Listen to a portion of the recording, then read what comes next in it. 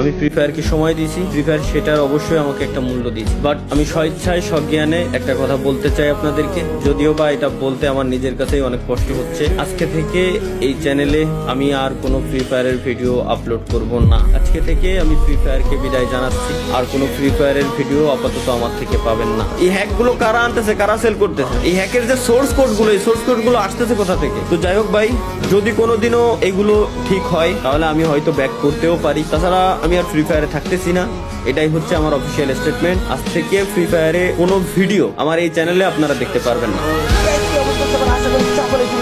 তো বন্ধুরা, আজকে দেখা হচ্ছে দুনিয়ার সব থেকে সিক্রেট প্লেস। তো সিক্রেট প্লেসের জন্য অবশ্যই ফ্যাক্টরির উপরে গিয়ে গোলালের উপরে উঠলাম এন্ড ওই পারে আসলাম। এটাই হচ্ছে দুনিয়ার সব থেকে সিক্রেট প্লেস। এখানে কেউ আবার আল্লাহ আস্তাগফিরুল্লাহ লা ইলাহা ইল্লাল্লাহ